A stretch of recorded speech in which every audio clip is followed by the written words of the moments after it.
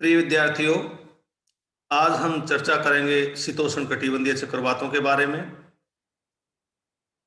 शीतोष्ण कटिबंधीय चक्रवात क्या होते हैं? शीतोष्ण कटिबंधीय चक्रवातों की उत्पत्ति कैसे होती है? शीतोष्ण कटिबंधीय चक्रवातों का आकार, विस्तार, इनमें तापमान, वायुदाब, पवनें तथा अन्य मौसमी दशाओं के बारे में चर्चा करेंगे। शीतोष्ण कटिबंधीय चक्रवातों के बारे में परिभाषा देने से पहले हम चक्रवात की परिभाषा देंगे। चक्रवात क्या होते हैं, उसके बाद शीतोष्ण कटिबंधीय चक्रवातों की बात करेंगे। इससे पहले टॉपिक में हम ये परिभाषा दे भी चुके हैं, दोबारा फिर मैं बता दूं। आप इस डायग्राम की सहायता से चक्रवात की परिभाषा स्पष्ट करने का प्रयास करें, समझने का प्रयास करें। ये देखिए, ये अंडाकार चित्र है। यहाँ ये अंडाकार रेखाएं यहाँ दिखाई दे रही हैं आपको, ब्लैक कलर की। ये अंडाकार रेखा है जिस पर वैल्यू 995 लिखी है, यहाँ पर 990, यहाँ पर 985, यानी ये समदाब रेखाएं हैं। जहां जहां से ये रेखा गुजर रही है, हर जगह पर 985 मिलीबार वायुदाब है। यहाँ पर जहां जहां से ये रेखा गुजर रही है, यहाँ पर 990 मिलीबार वायुदाब है। तो इस प्रकार ये वायुदाब रेखाएं हैं। और ये जो तीर के निशान आपको दिखाई दे रहे हैं, ये पवनों की दिशा दिखाई दे रही है कि पवनें किधर से किधर जा रही हैं। अब हम इस डायग्राम को शब्दों में बांधने की कोशिश करते हैं। ये न्यून दाब है बीच में, और चारों ओर देखिए वायुदाब बढ़ता चला गया, बढ़ता चला गया। यहाँ 985 मिलीबार वायुदाब है, यहाँ पर 1000 मिलीबार वायुदाब है।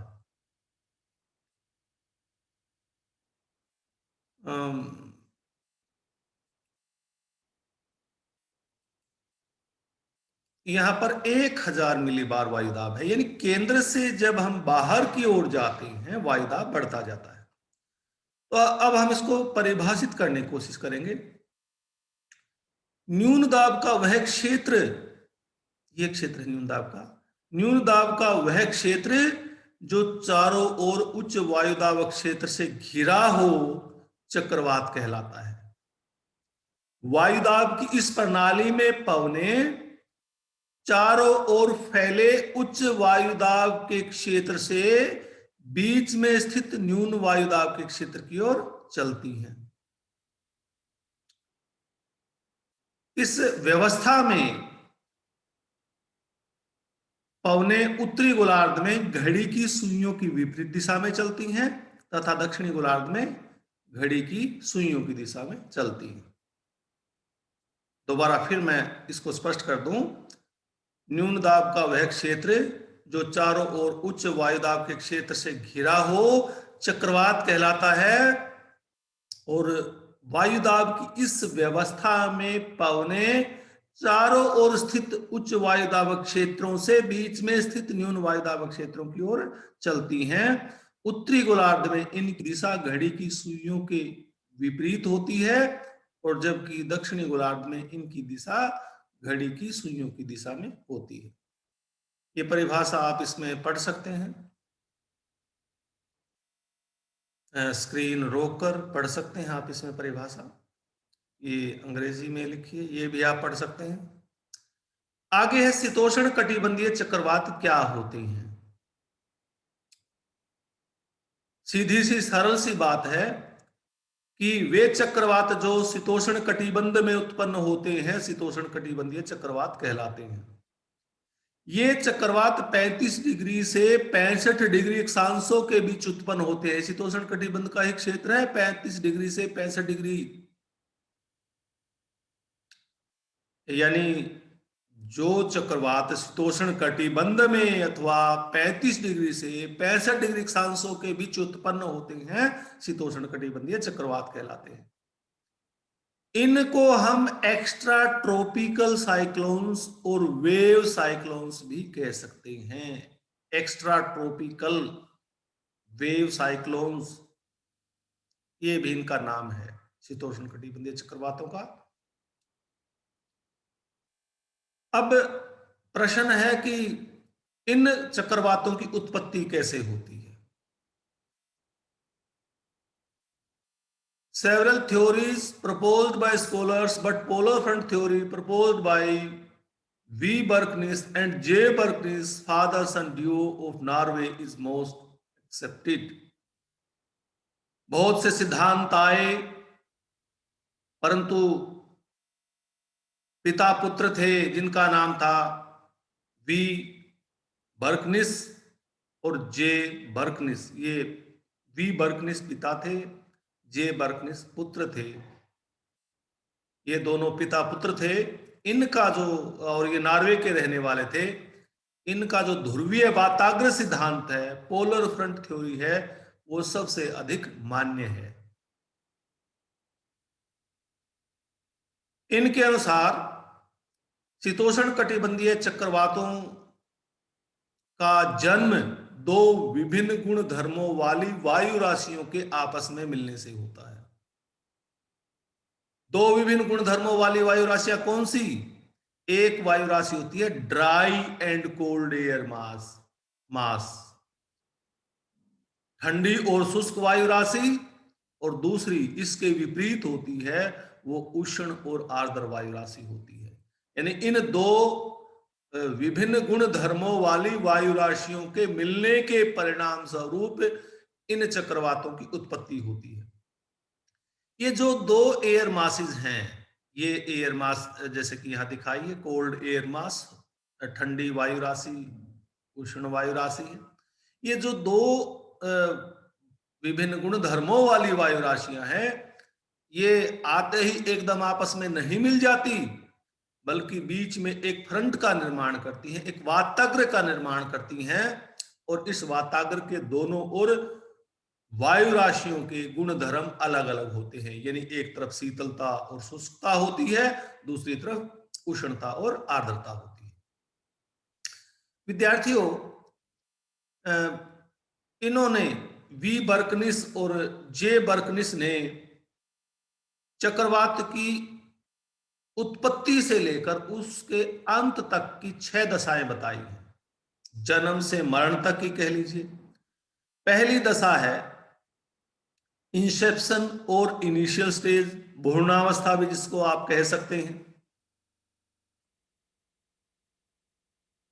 इसमें इस स्टेज में, इस अवस्था में ठंडी और शुष्क वायु राशि ध्रुवों की तरफ से आती है, उष्ण तथा आर्द्र वायु राशि दक्षिण की तरफ से जाती है। यानी दोनों वायु राशियां एक दूसरे की तरफ बढ़ती हैं। ठंडी और शुष्क वायु राशि ध्रुवों की तरफ से या उत्तर की तरफ से, और गर्म तथा आर्द्र वायु राशि दक्षिण की तरफ से एक दूसरे के निकट आती है। यह निकट आने की बात है केवल, और दोनों वायु राशियों में एक दूसरे के अंदर घुसने की प्रवृत्ति यहां नहीं है, बल्कि दोनों वायु राशियां अभी इस स्टेज में, इस अवस्था में एक दूसरे से अलग है, और बीच में एक वाताग्र का निर्माण करती हैं, और यह वाताग्र सरल रेखा के रूप में यहां दिखाया गया है। यानी वाताग्र सरल रेखा के रूप में होता है। यानी किसी भी वायु राशि में एक दूसरे के अंदर घुसने की प्रवृत्ति नहीं है भ्रूणावस्था में। दूसरी है जुवेनाइल स्टेज, बाल्यावस्था। यानी बाल्यावस्था में, वास्तव में बाल्यावस्था चक्रवात में जो परिसंचरण होता है, वायु का जो मूवमेंट होता है, चक्र के रूप में जो वायु चलती है, उसकी प्रारंभिक अवस्था है। यानी बाल्यावस्था में जो चक्रवात के अंदर वायु चक्रीय अवस्था में चलती है, चक्र के रूप में चलती है, उसका प्रारंभ है। यहां दोनों वायु राशियां एक दूसरे के अंदर घुसने का प्रयास करती हैं, एक दूसरे से मिलने का प्रयास करती हैं। यानी एक दूसरे के साथ ये कह लीजिए टकराती हैं, कोलाइड होती हैं या झगड़ा करती हैं। तो ऐसी स्थिति में जो चक्रवात का क्षेत्र है, दो भागों में बट जाता है। एक कोल्ड सेक्टर हो जाता है जहां ठंडी वायु है, दूसरा उष्ण सेक्टर हो जाता है जहां गर्म वायु है। और चक्रवात भी दो भागों में बट जाता है, कोल्ड फ्रंट तथा वार्म फ्रंट, शीत वाताग्र और उष्ण वाताग्र। शीत वाताग्र वाताग्र का वह भाग है जहां ठंडी वायु आक्रामक है और अधिक क्रियाशील है, और उष्ण वाताग्र वाताग्र का वह हिस्सा है जहां गर्म वायु अधिक आक्रामक तथा क्रियाशील है। ये वाताग्र के चैप्टर में आप पढ़ भी चुके हैं, जो मैंने अभी बताया है। शीत वाताग्र क्या होता है, उष्ण वाताग्र क्या होता है। यह दूसरी स्टेज। ये जो मैंने बताया है इसमें लिखा है, ये पढ़ सकते हैं आप थोड़ा सा, इसीलिए मैंने स्क्रीन को रोक दिया है। तीसरी अवस्था है अर्ली मैच्योरिटी स्टेज, पूर्व प्रौढ़ावस्था। ये स्टेज भ्रूणावस्था के 36 से 60 घंटे के बाद आती है। ये बिफोर यहां गलत लिखा है, आफ्टर होना चाहिए यहां, सॉरी बिफोर यहां गलत लिखा गया है। ये स्टेज 36 घंटे से 60 घंटे बाद आती है, भ्रूणावस्था के बाद। इसमें जो वार्म सेक्टर है और कोल्ड सेक्टर है वो बिल्कुल वेल डिफाइंड हो जाता है, बिल्कुल इनके बीच सीमाएं बड़ी स्पष्ट हो जाती हैं। जो इस स्टेज में जो शीत वाताग्र है वो तेजी से आगे बढ़ता है, और तेजी से आगे बढ़ने के बाद वार्म सेक्टर, उष्ण जो खंड है वो छोटा होने लगता है, छोटा हो जाता है। यानी छोटा होने का प्रारंभ है ये इस स्टेज में। अर्ली मैच्योर स्टेज में मैंने बताया कि ये अवस्था भ्रूणावस्था के 36 से 60 घंटे के बाद आती है। इसमें जो शीत वायु तीव्रता से जमीन पर बैठने का जब प्रयास करेगी तो कोल्ड सेक्टर तेजी से आगे बढ़े, कोल्ड फ्रंट शीत वाताग्र तेजी से आगे की ओर बढ़ेगा, और ये वार्म सेक्टर के उष्ण खंड के छोटे होने का प्रारंभ होने की अवस्था इसको हम कह सकते हैं। आगे मैच्योरिटी स्टेज, प्रौढ़ावस्था। इस अवस्था में चक्रवात पूर्णतः विकसित हो गया है। ये चक्रवात पूर्णतः विकसित हो गया है। इस अवस्था में शीत वायु तीव्रता से भूमि पर बैठने का प्रयास करती है, उष्ण वायु को धक्का देकर ऊपर उठने का प्रयास, धक्का देकर ऊपर उठाती है। इस अवस्था में उष्ण खंड कौन सा है, जहां उष्ण वायु है, उष्ण खंड या वार्म सेक्टर कह लीजिए, छोटा हो जाता है। आगे है ओल्ड और ओक्लूडेड स्टेज, वृद्धावस्था अथवा अधिविष्ट अवस्था। इस अवस्था में कोल्ड फ्रंट वार्म फ्रंट को ओवरटेक कर लेता है, या ये कह लीजिए कोल्ड फ्रंट तेजी से आगे बढ़ता हुआ वार्म फ्रंट के साथ मिल जाता है, वार्म फ्रंट को पकड़ लेता है। इस अवस्था में उष्ण वायु का धरती से लगभग संपर्क समाप्त हो चुका होता है। चक्रवात के बीच में थोड़ी बहुत उष्ण वायु ट्रैप होती है, और चारों ओर ठंडी वायु के दबाव पड़ने के कारण वो उष्ण वायु तीव्रता से ऊपर उठ जाती है। छठी अवस्था है जीर्णावस्था। जीर्णावस्था में सारे के सारे उष्ण वायु ऊपर उठ चुकी होती है, और इसमें केवल शीतल वायु धाराएं ही धरा पर बची रहती हैं। यानी जन्म से लेकर चक्रवात की समाप्ति तक 6 अवस्थाएं बताई गई हैं। मैं दोबारा इसको बता देता हूं। पहली अवस्था में जैसे कि मानव जीवन का भी लें, भ्रूणावस्था, भ्रूणावस्था में क्या होता है, जो शिशु होता है उसकी मूवमेंट नहीं होती, वो ऐसे बिल्कुल ऑलमोस्ट लो मूवमेंट करता है शिशु। और इसी प्रकार जब शिशु अवस्था में होता है, ये जो भ्रूण होता है इसका, तो दोनों एयर मासेस एक दूसरे के अंदर घुसने का प्रयास नहीं करती, एक दूसरे के पास आती हैं आराम से, और एक दूसरे के अंदर घुसने की वृत्ति नहीं है, बीच में फ्रंट का निर्माण होता है। दूसरी अवस्था में, जिसे बाल्यावस्था कहते हैं, एक दूसरे के अंदर घुसेंगी, घुसने का प्रयास करेंगी, घुसने के प्रयास में जो आपका सेक्टर जो फ्रंट है दो भागों में बट जाएगा, शीत वाताग्र और उष्ण वाताग्र। शीत वाताग्र वो पोर्शन है जहां शीतल वायु अधिक आक्रामक और क्रियाशील है, उष्ण वाताग्र वो पोर्शन है जहां उष्ण वायु अधिक आक्रामक और क्रियाशील है। और इस अवस्था में चक्रवात में जो वायु की चलने की चक्रीय व्यवस्था होती है या वायु का परिसंचरण है, वो एक चक्रवात के रूप में विकसित हो जाता है। और इसमें चक्रवात का क्षेत्र दो भागों में बट जाता है, शीत क्षेत्र, शीत खंड और उष्ण खंड। ये शीत खंड है जहां शीतल वायु है, उष्ण वायु उष्ण खंड है। तीसरी अवस्था भ्रूणावस्था से 36 से 60 घंटे के बाद आती है। इस अवस्था में वार्म सेक्टर और कोल्ड सेक्टर को बिल्कुल अच्छी तरह से आइडेंटिफाई हम कर सकते हैं, ये वेल डिफाइंड है इस अवस्था में।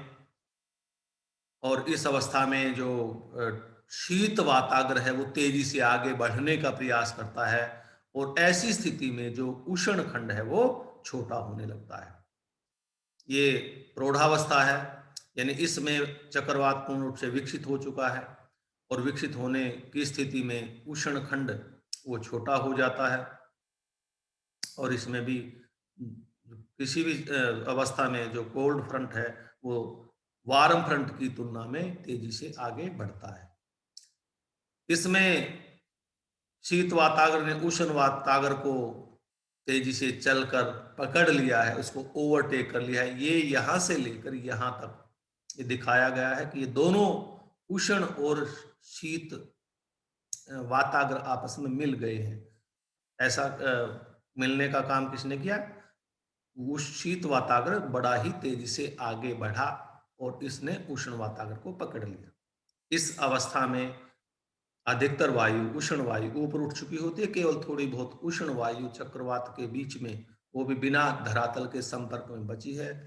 वो चारों ओर से दबाव पड़ने के कारण बीच में ट्रैप हुई वायु, बीच में फंसी हुई वायु तेजी से ऊपर उठती है। इस अवस्था में केवल शीतल वायु धाराएं ही जमीन पर बची रहती हैं, राम नाम सत्य हो जाता है।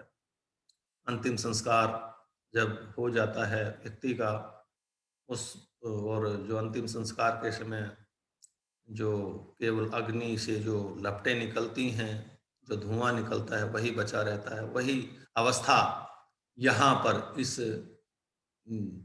शीतोष्ण कटिबंधीय चक्रवात की होती है। तो ये इसकी जन्म से लेकर इसके अंत तक की अवस्थाएं थी। आगे है इसका शेप एंड साइज, आकृति और आकार। किस आकार के होते हैं, किस आकृति में पाए जाते हैं, और इनका जो साइज है कितने बड़े या छोटे होते हैं। कई प्रकार के आकार इनके देखने के मिलते हैं, आकृति देखने को मिलती है। कुछ चक्रवातों की आकृति वृत्ताकार होती है, कुछ की अर्धवृत्ताकार होती है जैसे यहां दिखाया गया है, और कुछ चक्रवात अंडाकार आकृति के होते हैं, और कुछ की एकाध की आकृति वी शेप भी हो सकती है। इनका कितने बड़े साइज के हैं इनके, ये यानी आकार क्या है? इनका आकार आमतौर पर 800 से 1600 किलोमीटर के बीच पाया जाता है। 800 से 1600 किलोमीटर के बीच का अर्थ है इनका जो व्यास होता है 800 किलोमीटर हो सकता है, 850, 900, 1000, 1500, 1500, 1600, यानी इनका व्यास 800 से 1600 किलोमीटर तक होता है आमतौर पर। हाँ, कुछ एक्सट्रीम केसेस भी हैं, कुछ अलग दशाएं भी हैं। जहां ये बहुत छोटे हो जाते हैं, केवल इनका व्यास 150 किलोमीटर तक रह जाता है, और एकाध चक्रवात का व्यास तो 3000 किलोमीटर तक भी चला जाता है। आगे है इनमें विंड वेलोसिटी, पवन वेग कितना रहेगा। पवन वेग डिपेंड करता है, निर्भर करता है सेंटर में प्रेशर क्या है और उसकी पेरिफेरी पर प्रेशर क्या है, यानी चक्रवात के केंद्र में और बाहरी क्षेत्र में वायुदाब की स्थिति क्या है। आमतौर पर इनमें वायुदाब का अंतर 10 से 20 मिलीबार का होता है, और अमूमन आमतौर पर इनकी गति 40 से 60 किलोमीटर प्रति घंटा की होती है, और कई बार इनकी गति 15 से 20 किलोमीटर प्रति घंटा भी रह जाती है। इसके बाद है ये किस पथ पर गति करते हैं, पाथ ऑफ मूवमेंट क्या है इनका। ये चक्रवात जैसा कि पहले ही आ चुका था कि शीतोष्ण कटिबंध में उत्पन्न होते हैं और शीतोष्ण कटिबंध में चलती हैं पछुआ पवनें। तो पछुआ पवनों के प्रभाव में आकर ये पश्चिम से पूर्व दिशा की ओर गति करते हैं। पछुआ पवनों के प्रभाव में आकर पश्चिम से पूर्व की ओर गति करते हैं। इनकी जो औसतन स्पीड होती है गर्मियों में 32 किलोमीटर प्रति घंटा होती है, और सर्दियों में इनकी जो स्पीड है 49 किलोमीटर प्रति घंटा होती है। उत्तरी गोलार्ध में इनका जो रास्ता है या पथ है वो वक्राकार होता है, वक्राकार मार्ग पर चलते हैं। क्यों चलते हैं वक्राकार मार्ग पर? क्योंकि उत्तरी गोलार्ध में स्थल भाग की अधिकता है, और दक्षिणी गोलार्ध में लगभग ये सीधे चलते हैं, वक्राकार मार्ग को फॉलो नहीं करते, क्योंकि दक्षिणी गोलार्ध में विस्तृत समुद्र या महासागर पाए जाते हैं। आगे इनमें तापमान संबंधी दशाएं क्या हैं। शीतोष्ण कटिबंधीय चक्रवातों में विभिन्न भागों में तापमान में अंतर पाया जाता है। उष्ण कटिबंधीय चक्रवातों में अंतर नहीं पाया जाता, जैसे कि आपने उस लेक्चर देखा होगा, उसमें यहां अंतर क्यों पाया जाता है, डिफरेंस क्यों पाया जाता है, व्हाई इट डिफर। आप इस डायग्राम को देखिए, यहां 40 डिग्री फ़ारेनहाइट की समताप रेखा, 30 डिग्री फ़ारेनहाइट की समताप रेखा, आगे 20 डिग्री और 10 डिग्री फ़ारेनहाइट की। यानी जब हम दक्षिण से उत्तर की ओर जाते हैं सामान्यतः तापमान घटता जाता है। दक्षिण में तापमान ज्यादा होता है, उत्तर में तापमान कम होता है। क्यों? व्हाई इट डिफर, क्यों? क्योंकि इनकी उत्पत्ति ही दो विभिन्न गुण धर्मों वाली वायु राशियों के मिलने से होती है। एक वायु राशि शीत होती है, दूसरी वायु राशि उष्ण होती है। शीत वायु राशि उत्तर की ओर से आती है और उष्ण वायु राशि दक्षिण की ओर से आती है। तो इसीलिए दक्षिणी भागों में तापमान अधिक होगा और उत्तरी भागों में इसमें तापमान कम होगा। ये जो मैंने बोला है इसमें आप पढ़ सकते हैं, लिखा है सारा का सारा। नेक्स्ट है इसमें मौसमी दशाएं कैसी रहेंगी। शीतोष्ण कटिबंधीय चक्रवातों में, शीतोष्ण कटिबंधीय चक्रवातों के भिन्न भिन्न भागों में भिन्न भिन्न मौसमी दशाएं पाई जाती हैं। क्यों? भाई क्योंकि different type of air masses हैं। Different type of air masses, एक ठंडी एक गर्म है, तो अलग अलग मौसमी दशाएं ही मिलेगी। और दूसरे केवल ना different type of air masses हैं, बल्कि इनमें वही आ गया पहले की दशाएं, टेम्परेचर और ह्यूमिडिटी की कंडीशन, तापमान और आर्द्रता की दशाएं भी अलग अलग होती हैं। अब शीतोष्ण कटिबंधीय चक्रवातों में मौसमी दशाओं को कई भागों में बांटा जाता है। At the arrival of cyclone, जब किसी स्थान पर जो साइक्लोन है, शीतोष्ण कटिबंधीय चक्रवात है, आगमन होगा, आगमन होते ही किसी स्थान पर क्या होगा, पवनों की दिशा पूर्वी हो जाएगी। ये देखिए पूर्वी दिशा ऑलमोस्ट है, इधर से जब ये बढ़ रहा है इधर, तो पवनों की दिशा, पूर्वी पवनों की दिशा का आभास होगा कि पूर्वी पवनें चलने लगी हैं। तापमान बढ़ने लगेगा, वायुदाब घटने लगेगा और आकाश में बादल छा जाएंगे। यहां शीतोष्ण कटिबंधीय चक्रवातों में आपको हर पॉइंट को केवल ये कि पहली लाइन ये, दूसरी लाइन ये, तीसरी लाइन ये रट्टा ना लगाए। उसमें मौसम संबंधी दशाएं क्या क्या हो सकती हैं? तापमान है, वायु दाब है, पवने है, पवनों की दिशा है, और आर्द्रता है, या उसमें आसमान की दशाएं हैं, बादल छाए हैं या आसमान साफ है। ये ही सोचे और इनके बारे में ही लिखें कि क्या हो सकता है। अब उन्हीं पक्ष से संबंधित जब चक्रवात किसी स्थान पर पहुंचता है, पवनों की दिशा ईस्टर्ली हो जाती है, पूर्वी हो जाती है। यहां भी आप देख सकते हैं लगभग पूर्वी दिशा की पवने हैं। तापमान बढ़ने लगता है, और जब तापमान बढ़ेगा तो ऑटोमेटिकली इसके विपरीत वायुदाब घटेगा। ये आपको पता है। केवल एक का पता चल गया कि तापमान बढ़ेगा, तो इसके विपरीत आप ऑटोमेटिकली लिख देंगे, वायुदाब घटेगा और आसमान में बादल छा छा जाएंगे। अब इसमें 4 भाग हैं चक्रवात में। एक उष्ण वाताग्र, दूसरा शीत वाताग्र, तीसरा शीतखंड, उष्ण खंड। अब प्रत्येक भाग को लें और इसमें मौसमी दशाओं का वर्णन करें। सबसे पहले हम लेते हैं at the arrival of warm front, उष्ण वाताग्र के आने पर मौसम कैसा होगा। जो पहले जब ये पहुंचना आरंभ हुआ था, आकाश में बादल छाए थे, उष्ण वाताग्र के आने पर वो बादल आसमान में और गहरे होने लगते हैं, वर्षा शुरू हो जाती है, और उष्ण वाताग्र के आने पर वर्षा लंबे समय तक चलती है तथा विस्तृत क्षेत्र में होती है, और वर्षा बहुत तेज नहीं होती, हैवी नहीं होती, थोड़ी सी मॉडरेट होती है, मध्यम वर्षा होती है। मध्यम वर्षा लंबे समय तक चलने वाली। आप ये ध्यान करें कि वर्षा कोल्ड फ्रंट पर भी होगी और वार्म फ्रंट पर भी होगी। यहां भी बादल छाएंगे, यहां भी बादल छाएंगे। ये जब भी इन वार्म फ्रंट, उष्ण वाताग्र और शीत वाताग्र की चर्चा करें तो ऑटोमेटिकली दोनों पर वर्षा, याद रखेंगे, दोनों पर वर्षा होती है।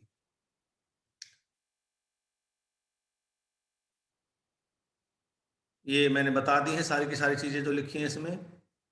Clouds become thick and dark, heavy shower begins since the warm air rises slowly along the front, hence precipitation is slow, gradual and long duration। यानी इसमें वर्षा लंबे समय तक क्यों चलती है, धीरे धीरे क्यों होती है, क्योंकि इस फ्रंट के सहारे उष्ण वायु धीरे धीरे ऊपर उठ रही है और धीरे धीरे ऊपर उठकर ठंडी हो रही है। शीत वायु की तरह तेजी से नीचे बैठने का प्रयास नहीं करिए, बल्कि ये धीरे धीरे ऊपर उठ रही है। दूसरे, वार्म सेक्टर के आने पर, जब ये दोनों सेक्टर आएंगे तो मौसम साफ होगा, ये ध्यान रखना। अब वार्म सेक्टर आ गया, यानी ये सेक्टर आ गया, यानी आपका मान लीजिए मकान है, मकान पर पहले उष्ण वाताग्र पहुंचा, फिर उष्ण खंड पहुंचा। तो उष्ण खंड के आने पर, जहां से उष्ण खंड गुजरेगा, तो उष्ण खंड के आने पर पवनों की दिशा देखिए, पवनों की दिशा बदल जाएगी, लगभग दक्षिण की ओर हो जाएगी। थोड़ा सा इसमें दिखाई नहीं गया, दक्षिण की तरफ की दिशा हो जाती है, दक्षिण की तरफ हो जाएगी। अब उष्ण सेक्टर आ गया तो गर्मी है, तो तापमान अधिक हो जाएगा। तापमान अधिक होगा तो इसके विपरीत क्या होगा, वायुदाब कम हो जाएगा। और यहां आपको पता भी है, उष्ण सेक्टर के अंदर उष्ण आर्द्र वायु है, तो आर्द्रता बढ़ जाएगी, आर्द्रता बढ़ जाएगी, आसमान साफ हो जाएगा, कभी कभार ही बारिश होगी। यानी उष्ण सेक्टर के आने पर क्या लिखना आपको, तापमान लिखना है, वायुदाब लिखना है, पवनों की दिशा लिखनी है, आसमान की दशाएं लिखनी है, आर्द्रता लिखनी है। यानी पवन की दिशा लगभग दक्षिणी या दक्षिणी पश्चिमी कह लीजिए, इसमें थोड़ा सा डायग्राम में सही दिखाया नहीं गया है, हो जाती है। और उसके बाद आसमान साफ हो जाता है, यानी धूप निकल आती है। उष्ण सेक्टर है तो तापमान बढ़ जाता है, वायुदाब घट जाता है, आर्द्रता बढ़ जाती है, क्योंकि उष्ण आर्द्र वायु है यहाँ, और कभी कभार बूंदाबांदी होती है। जब ठंडा वाताग्र या शीत वाताग्र किसी स्थान पर पहुंचेगा तो उस समय शीत वाताग्र है, तापमान क्या लिखेंगे? तापमान घट जाएगा, तापमान घट जाएगा, वायु दाब तनिक बढ़ने लगेगा, वायु दाब घट जाएगा, तापमान घट जाएगा, वायु दाब थोड़ा सा फालतू हो जाएगा। और मैंने कहा था कि दोनों वाताग्रों पर वर्षा होती है। आकाश में बादल छा जाएंगे, आकाश में बादल छा जाएंगे और भारी वर्षा होगी, थोड़ी देर के लिए होगी। क्यों? क्योंकि उष्ण वायु तेजी से नीचे बैठने का प्रयास करती है। शीत वाताग्र पर क्या होगा? शीत वाताग्र है, ऑटोमेटिकली तापमान घट गया, वायु दाब थोड़ा सा बढ़ गया, पवनों की दिशा पश्चिमी हो गई, पवनों की दिशा पश्चिमी हो गई, आकाश में बादल छा गए। क्योंकि मैंने कहा था दोनों वाताग्रों पर वर्षा होगी, वर्षा होगी दोनों वाताग्रों पर। अब वर्षा होने से पहले बादल छाएंगे, ये भी लिखना पड़ेगा, तो बादल छाएंगे, वर्षा होगी। और इसके विपरीत वर्षा यहां लंबे समय तक हुई थी, धीरे धीरे हुई थी, मध्यम वर्षा हुई थी, विस्तृत क्षेत्र में हुई थी। यहां इसके विपरीत होगी वर्षा, क्योंकि शीत वायु उष्ण शीत वाताग्र के साथ तीव्रता से नीचे बैठने का प्रयास करी है, तो वर्षा थोड़े समय के लिए होगी, परंतु भारी होगी। इसमें सारा का सारा लिखा है जो मैंने बोला है,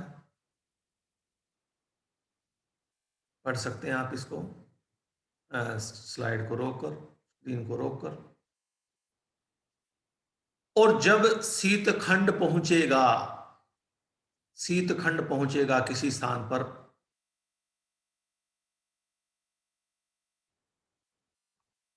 ये देखिए शीतखंड पहुंच गया, पवनों की दिशा बदल जाएगी, उत्तरी या उत्तरी पश्चिमी हो जाएगी। शीतखंड पहुंचेगा तो तापमान कम हो जाएगा, वायुदाब बढ़ जाएगा, आसमान साफ हो जाएगा। तो ये शीतखंड के आने पर मौसम हो जाएगा। यानी आपको यहां मौसमी दशाओं को 5 भागों में बांटना है। पहला, जब साइक्लोन आएगा, शीतोष्ण कटिबंधीय चक्रवात आएगा, पवनों की दिशा पूर्वी हो जाएगी, तापमान बढ़ जाएगा, वायुदाब घट जाएगा, आकाश में बादल छाए रहेंगे। उष्ण वाताग्र के आने पर आप लिखेंगे, मैंने कहा था दोनों वाताग्रों पर बारिश लिखनी है, तो आसमान में बादल और गहरे हो जाएंगे, वर्षा आरंभ हो जाएगी, और वर्षा धीरे धीरे लंबे समय और विस्तृत क्षेत्र को कवर करेगी, क्योंकि उष्ण वायु धीरे धीरे ऊपर उठ रही है। और यहाँ जब उष्ण खंड पहुंचेगा, आसमान साफ हो जाएगा, वायुदाब कम हो जाएगा, तापमान बढ़ जाएगा, पवनों की दिशा बदल जाएगी। इसी प्रकार शीत वाताग्र पर बादल छा जाएंगे, वर्षा तेजी से होगी, अधिक होगी, कम समय के लिए होगी, क्योंकि शीत वायु बड़ी तेजी से नीचे बैठने का प्रयास कर रही है इस वाताग्र के सहारे। और जब शीतखंड पहुंचेगा, ये खंड पहुंचेगा शीतखंड, आसमान साफ हो जाएगा, तापमान घट जाएगा, वायुदाब बढ़ जाएगा, पवनों की दिशा उत्तरी तथा उत्तरी पूर्वी हो जाएगी, आसमान में धूप निकल आएगी। तो ये था इसमें मौसमी दशाएं। विद्यार्थियों, ये था आपका शीतोष्ण कटिबंधीय चक्रवात। बार बार में जो भी व्याख्यान मैंने डाले हैं, बार बार में उनको देखने का प्रयास करें, बार बार में उनको समझने का प्रयास करें, तभी आप लोगों को लाभ मिलेगा। ये थैंक यू।